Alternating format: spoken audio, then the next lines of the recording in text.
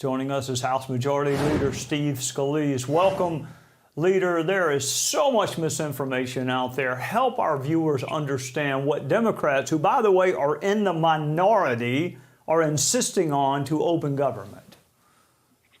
Well, Trey, it's great to be with you. And, you laid out what Chuck Schumer's fear is.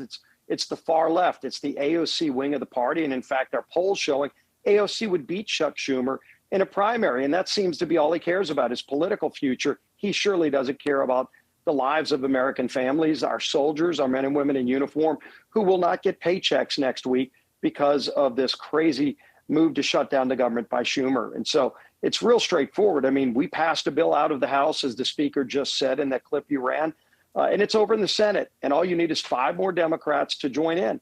As everybody knows, we could pass anything we want with a majority in the House. And while Hakeem Jeffries tried to whip all of his members to shut the government down, we still passed that bill with Republican votes. But in the Senate, they need 60 votes, which means even with every Republican, they need some Democrats. And that's where Chuck Schumer has been shutting down the government. And for what, you ask? It's really a wish list of things that he filed as an alternative to open the government back up again. And trade includes $1.5 trillion in new unrelated spending. And by the way, he's gutting rural hospital funding. While they talk about health care, they gut rural hospital funding to give taxpayer funding, for example, to illegals. That's part of what is in Chuck Schumer's bill. So it shows you what their priority is. They don't care if our troops don't get their paychecks, but they surely want taxpayer funding for illegals. It's in Chuck Schumer's bill. All right, speaking of Chuck Schumer, here's the old Chuck Schumer, and then I'll ask you about it on the other side. Shutting down government over a policy difference is self-defeating. It accomplishes nothing but pain and suffering for the country and the American people. That's a lesson we all must bear in mind. The shutdown is not a political game. Shutdown means real pain for American families. I'm laughing, but it's not funny. I mean, that literally is the textbook definition of hypocrisy, what we just listened to. And look, Hakeem Jeffries wants to sit down and negotiate. How about try winning elections? They're in the minority. Well, and clearly, Trey, they haven't learned from the elections. They're still having a tantrum over the results of last year's election. When Donald Trump ran the table, 7 out of 7 swing states all went for Donald Trump because he said he was going to secure the border. He was going to focus on getting the economy back on track. He was going to prevent a tax hike. And the Democrats are fighting against all those things. They literally want to take away our border security measures that were in the One Big Beautiful Bill. They want to raise taxes on hardworking families. It's one of the things they advocated for. They surely don't want to pay our troops because they voted against that bill 8 different times now, Trey. So you can go look at the votes to see where people are. It's not a he said, she said. There is a bill that either pays our troops or not. You vote yes or you vote no. It's very straightforward. Republicans are voting yes to pay our troops. Democrats are voting no, and nobody can explain why. The Chuck Schumer from just March of this year was what you were running clips of when he voted to keep the government open at the exact same spending levels. What changed? It's the threat from AOC. A lot of reports are that it's this Hate America rally that's coming up next week on the 18th. There's some big rally in Washington with all the far left groups, and Chuck Schumer and his friends want to appease them by saying, look, the government's still shut down. It's insanity, and it's costing millions of families. All right, before I'll let you go, Leader, I got to ask you, there are 2 former Democrat House members who are running for governor in their respective states. Katie Porter is apparently auditioning for the lead in Horrible Bosses Part 3. I mean, I can't imagine anyone talking to employees or anybody else like that. And I put people on death row and I don't talk like that. Meanwhile, Abigail Spanberger isn't sure whether she supports a man who fantasized about capital murder, devastating children, and urinating on graves. Well, what is your reaction to Porter acting like Ike Turner and Spanberger playing Pontius Pilate? It's unreal. I mean, the Democrat Party has lost its way. They're about to elect a socialist Marxist in New York, who says he wants government-run grocery stores, and he's about to win the race. It shows you where their party has gone. In California, it's such a lost cause over there. Gavin Newsom's destroyed one of the great American states. And Katie Porter, we served with her in the House. She's very far left. And even now, the American people are getting to see just how mean-spirited she is to her own staff. She's yelling at her staff. She won't even give interviews with reporters who are asking basic questions, and she wants to govern the state of California. Their party is just a rudderless ship. Spanberger, same thing. I mean, a guy saying he wants to murder his opponent at a time when political violence is at its height, and everybody should be speaking out against it. And she's endorsing the guy who said he wants to murder his political opponent. This is insanity, and it's just a rudderless ship of a party with leaders who are socialists and Marxists right now. That's where the Democrat Party is, sadly, Trey. Yeah, speaking of political violence, Stevie Scalise very narrowly almost lost his life practicing for a charity baseball game. But thank God he is not only with us, he is strong as ever. Steve Scalise from the great state of Louisiana, Majority Leader in the U.S. House. Thank you for joining us on the Sunday night. Well, God performs miracles. You know that. Great being with you, Trey. Yes. Thanks. God bless. Amen. Good evening, and thank you for joining us. I'm Trey Gowdy, and it's Sunday night in America. And the Middle East region is quieter today than it has been in 2 decades. The amount of time that I have to spend on crisis and conflict in the Middle East today compared to any of my predecessors going back to 9/11 is significantly reduced. That was Joe Biden's national security advisor on September 29, 2023, just 8 days before the Jewish state suffered its worst single-day loss since the Holocaust.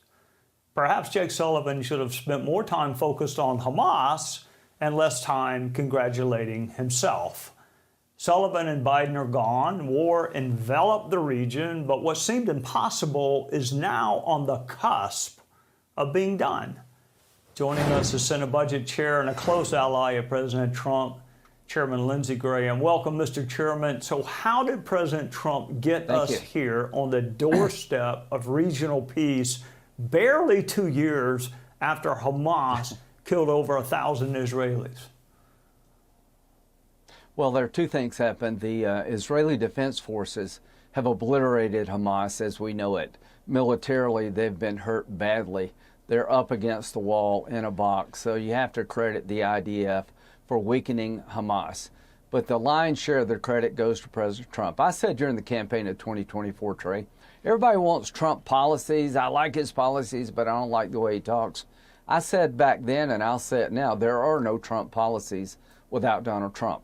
The reason we're about to have the hostages released, I hope and pray, is a couple things. Iran is afraid of Trump.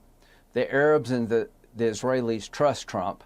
That's why we're about to have these hostages released. But I want to say something very clear. Jake Sullivan was bragging about the state of the Mideast, and 8 days later we had October the 7th. We're a long way away from achieving peace. I hope we get the hostages out tomorrow, but I'm waiting to see if Hamas really does disarm. I'm not so sure they will. Who takes over?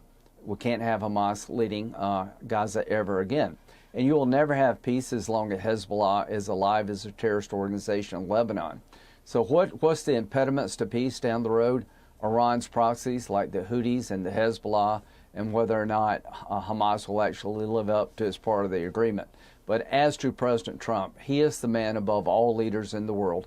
Literally no one in the world could have done this but President Donald J. Trump. And to his team, Witkoff and Jared and the whole team, well done. All right, Chairman, you put your finger on it. Peace is fragile. What should we be looking for in the days and weeks to come to ensure that this agreement actually holds?